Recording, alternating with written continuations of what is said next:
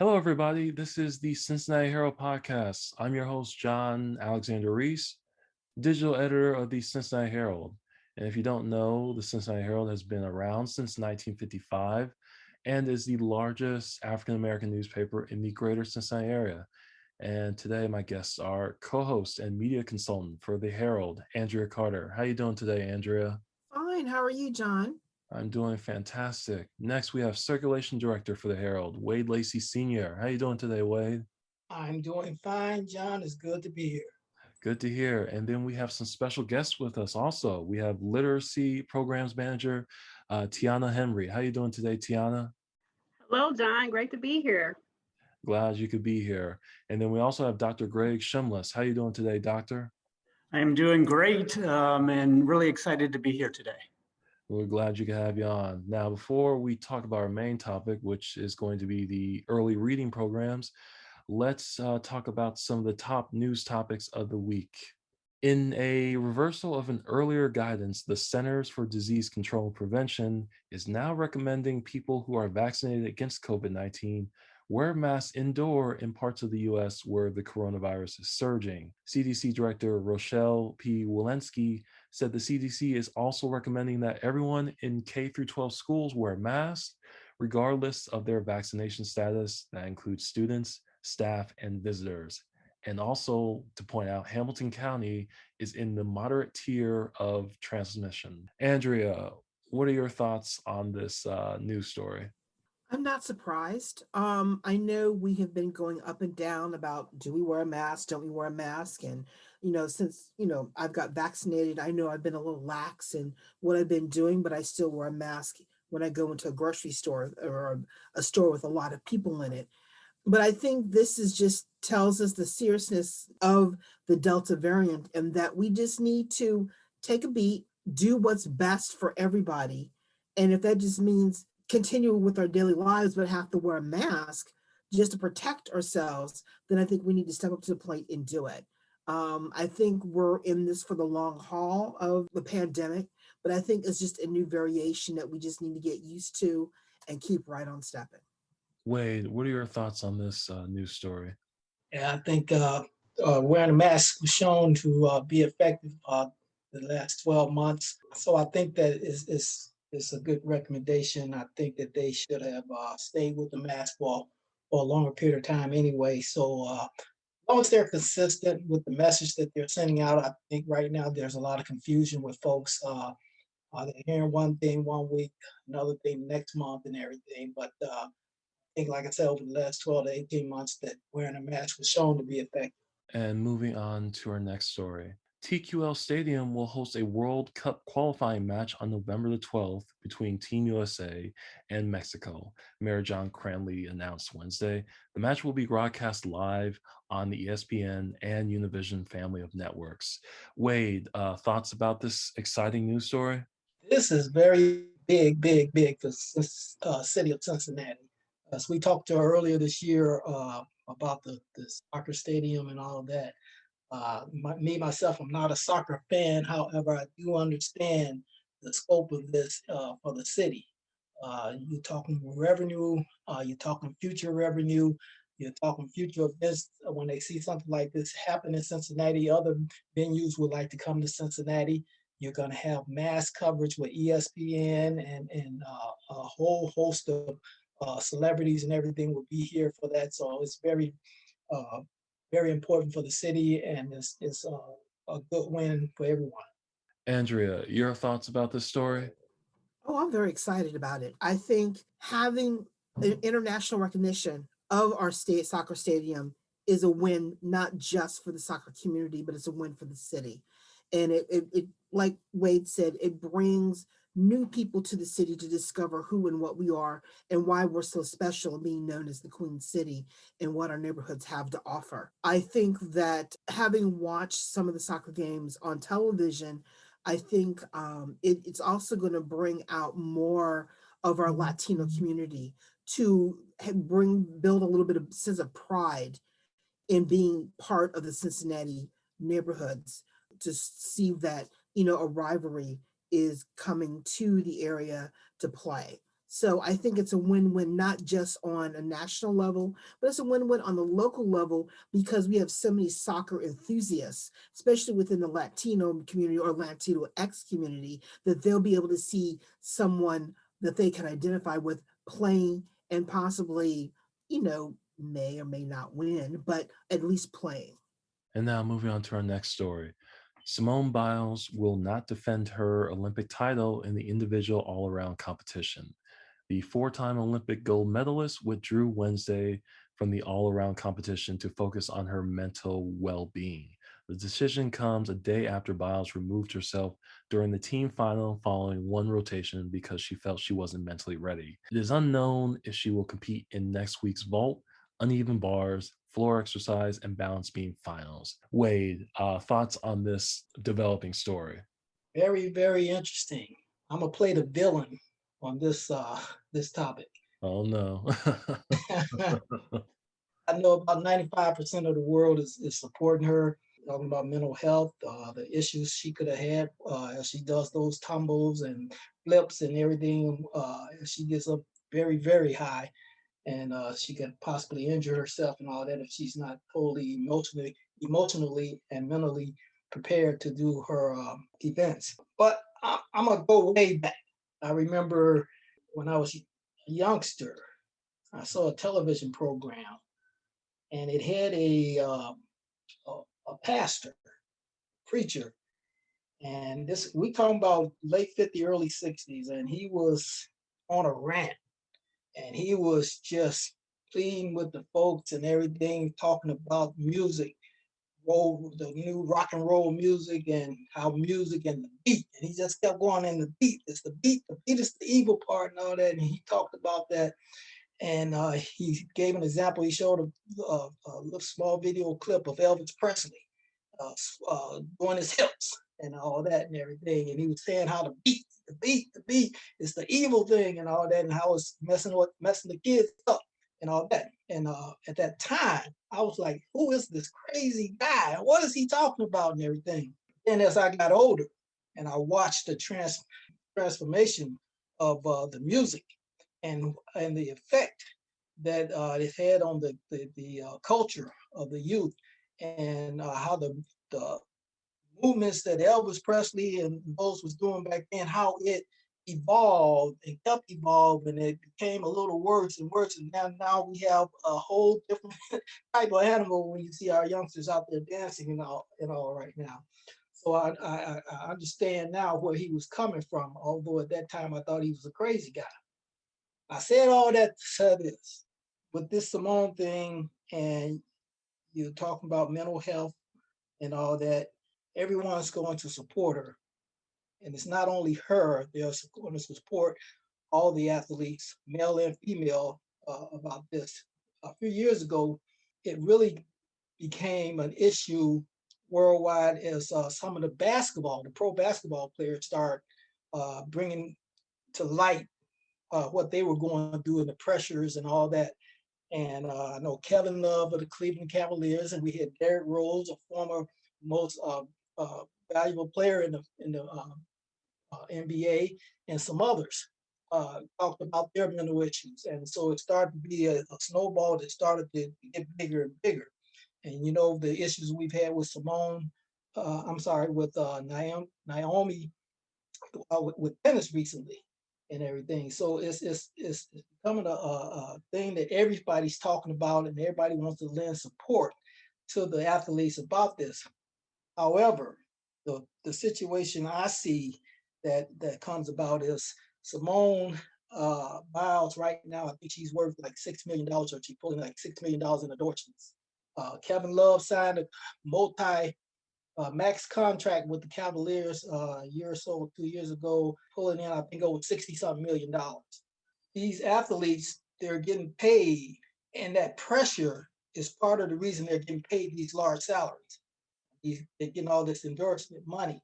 So even though they're human beings, they can succumb to the pressure and all that and everything, they're actually looked at and supported at a different level. And so my concern is that I can see somewhere in the near future where certain athletes can milk this and take advantage of this, still get paid those millions and millions of dollars. So I'm just playing the devil's advocate on that side of it because I know everybody's throwing their support behind uh, uh, uh, Ms. Biles and the different athletes that are going through these emotional problems. But I can see where certain people can take advantage of this, pull in these millions of dollars, milk this emotional thing, and continue to go forward. Andrea, your thoughts on this news story? Yeah, I admire Simone for what she did, but I think it's more than just the pressure being paid, more than the pressure of, who's putting pressure on them. I think we need to take a look at she has achieved something within the gymnastics community to the to a level that no one has ever reached. And walking into the Olympic Games, she was told that what she has achieved was not going to be counted. And I think there were every single time she did something that was known as the biles or something else, they weren't going to score her as effectively as other people were going to be scored. And I think the pressure of her work, her achievement is not being respected, not being noticed is one pressure. I think the fact that the pressure that she is the GOAT, she throughout getting on the plane, coming here, press conferences, she's the GOAT, she's the GOAT, she's the greatest of all time. And I think the pressure of going on the getting a medal, all of that took a toll on her. That if you notice throughout her performance, she was making small mistakes, a slip here, another thing here on the uneven bars. Still, she got the points, but she overturned. She stepped off the mat. She stepped off the mat a couple of times. And I think it got to the point of where she knew that if she did one more thing and pushed herself with all this pressure, that it was going to be her life or a broken something. And I think she just decided, you know what? I'm stopping. Not only to save herself, but you also saw how it affected her teammates. And if she was off, they were going to be off. And what better way to make sure, hey, you're good. Go ahead and do better than me. I'll sit on the sidelines and support you. And I think she proved that she's more of a leader than anybody else. And that's the reason why I'm very pleased with the decision that she's made. Okay, moving on to our next story. The initial Black Music Walk of Fame induction was held Saturday at Andrew Brady Music Center in downtown Cincinnati. Many citizens and politicians turned out to witness the induction of four of Cincinnati's Black music legends and now founding members of the honorary walk at the city's new music venue.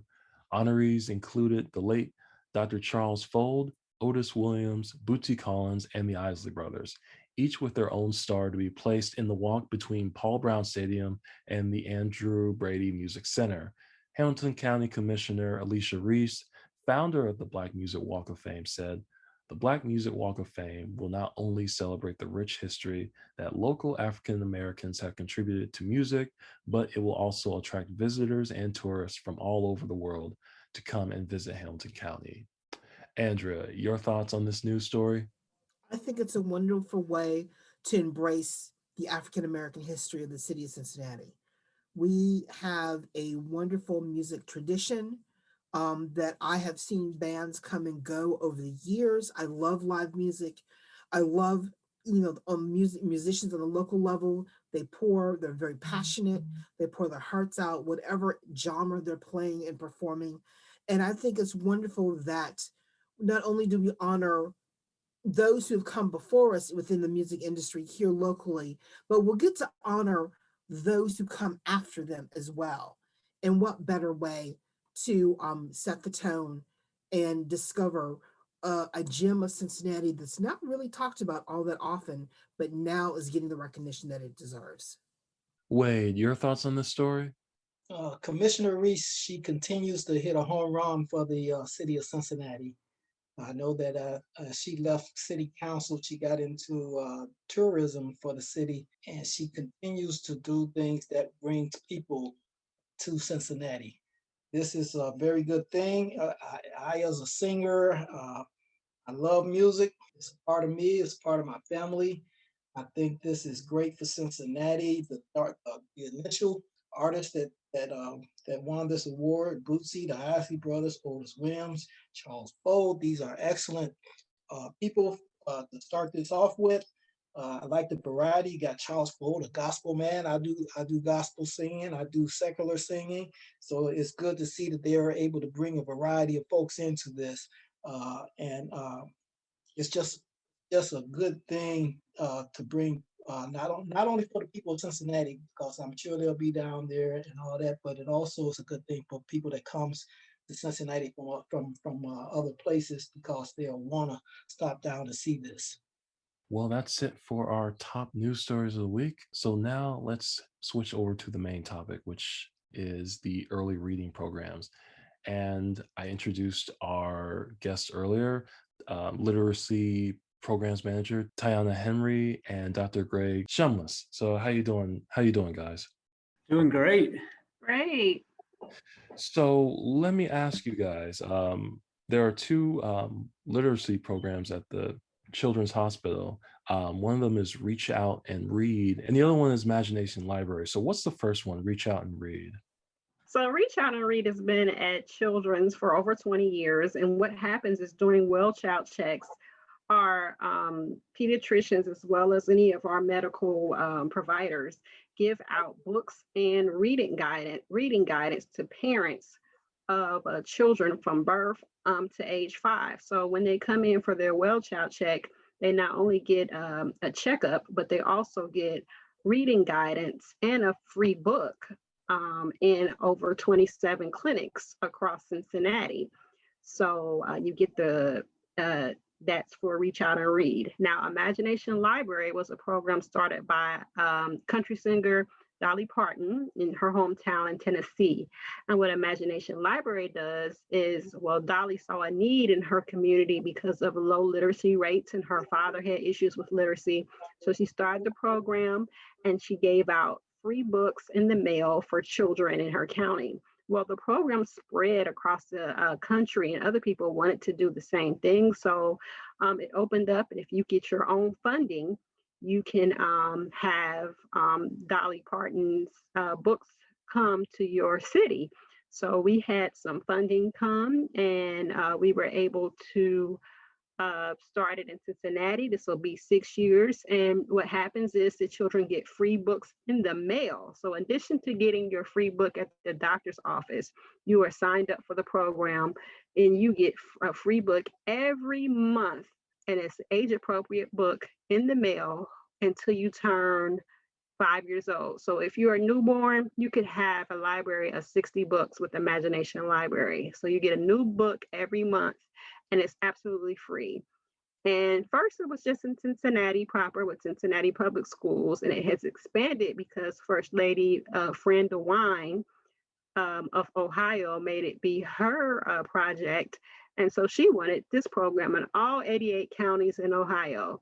And so Fran pushed it through the budget. And so half of our budget is covered by the state of Ohio. So now we're able to have the entire county of Hamilton County to have free books. And so it is free if you know a child from 0 to about 4, and around 4.5, they may be able to get the books. But we really want to try to start them from birth and on up, and they can just go to www.Ohio Imagination Library and then get the books. Well, that sounds amazing. How successful has this program been so far? So we've been very successful with the program. Right now, we are at 24,000 children, and it's estimated to have about 54,000 children in Hamilton County. So we've done a really good job of getting the word out, but again, we can always get more of the word out. And the combination of the programs together, this was the first time in the nation that they've combined the program. So we've had not only you get a free book, but also a free book and guidance, and then on top of an extra book. So we not only have the free book in the mail, but we have the guidance coming from your most trusted advisors, which are your medical workers. Dr. Szumlas, how vital is it to read to your children during the early development years? Is like how how much does it affect the child's growth and everything? Well, now we know more and more about the developing brain, and reading with children, especially in the preschool years, is vitally important to their development. The first 5 years of life is a period of just tremendous brain growth and development. And we know that the brain is developing all these new neurons during this period. And what's really important is that we kind of prune these neurons into the pathways that children need to learn. So, we think of kids going to school and kindergarten, and all of a sudden they start to learn to read and everything. But we know now that really, the basis of all your success at school, reading, really starts at birth. And we know that sharing books and readings with preschoolers is probably the most important things that parents can do to get their children ready for kindergarten. We know that children that look at books and love books do better in school. And we know that children that look at books and read books with their parents from birth until they get to school are more ready for school. They know their letters, they know their colors. They're just all set to go from the beginning. Actually, I wanted to ask Andrea, do you have any questions for Tiana and Yeah, Dr. I was curious is about there are a lot of parents out there who don't read well, but want their children to do better than they have. How do you encourage parents to pick up a book and read to their kids when they're not big readers? Well, I think it just becomes even more important. And, it doesn't really matter so much what you read, what book you read with your children, or even if you're reading the words on the page. It's the fact that you're looking at a book with a child and talking about the pictures and telling a story and interacting with the child over the book that's vitally important. And Tiana has done great work in the community, and I think she knows that probably her experience in the community and mine just working with parents is that actually when I have parents that tell me that they don't read well, they're actually even more motivated to read and share books with their children because they want them to do well at school. Yes, and we also have a partnership with the Literacy Network of Cincinnati. So we are able to refer parents if they are interested in trying to improve their reading level to get some of their services as well. And also, we have heard really great things with the parents who are learning to speak English. They are learning how to read the books with their child because some of the books are in Spanish and in English. So it's helping some of our English language learners as well. That's very interesting because I know growing up, I've always been a reader. My mother encouraged my sister and I to read at a very young age. In fact, it was to the point of where she forced us to put a book down so we would do our chores at home. That's how much of a reader we were. But to instill the love of the word to kids, do the parents choose a favorite author? Is there any one book out there that parents like more than others to read to their children that you found that might make a few suggestions to our audience? Well, what's really popular now is books, cultural books. Books that have book characters that look like the child. If they have books with African American characters, Latina characters, anything that looks like the child.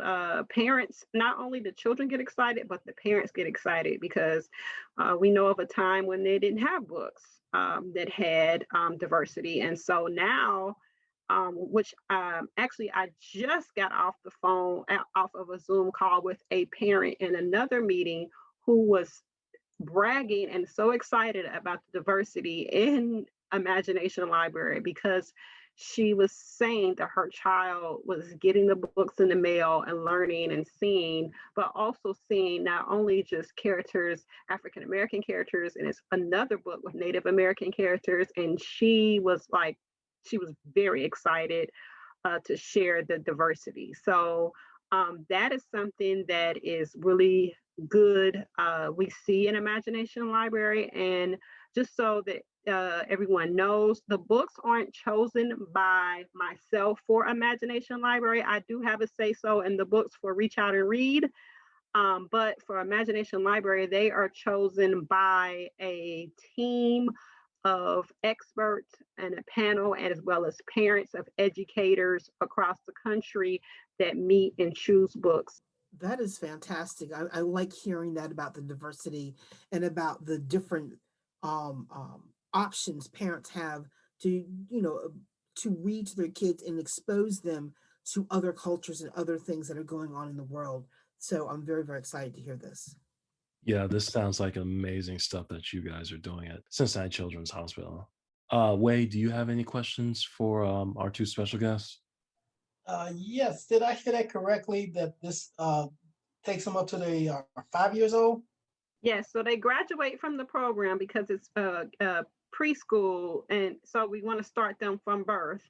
And then the whole program it's pretty much a kindergarten readiness. So when they turn 5 on their birthday month, the last book they get is called Look Out Kindergarten, Here I Come, which not only talks about kindergarten readiness and what the kids will see in that particular book, but it also reminds the mom, like, make sure you register your child for kindergarten.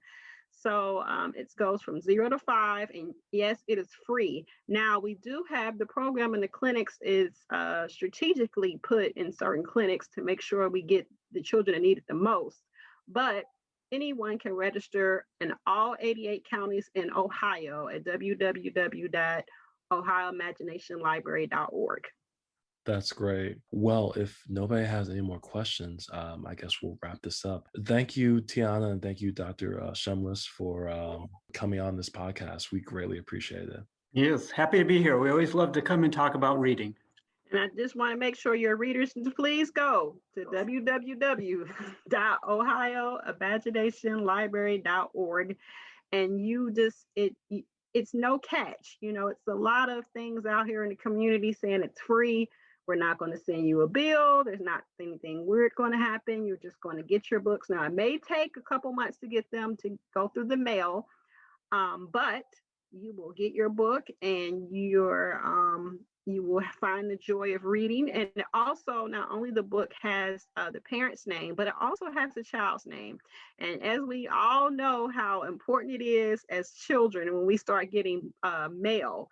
So when the children get they see their name and they recognize their name on the book, I've heard great stories, and I've also seen personally, they really are serious about their mail. So just go ahead and register your child, www.ohioimaginationlibrary.org, and you'll see the magic begin.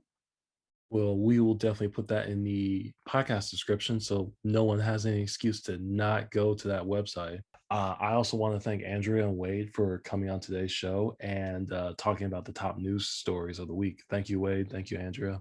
Okay, so make sure to check out the stories we talked about today on our website at www.thecincinnatiherald.com. You can also check out our print edition, which is sold at your local Kroger, UDF, Walgreens, Joseph F. Booksellers, and at select service stations.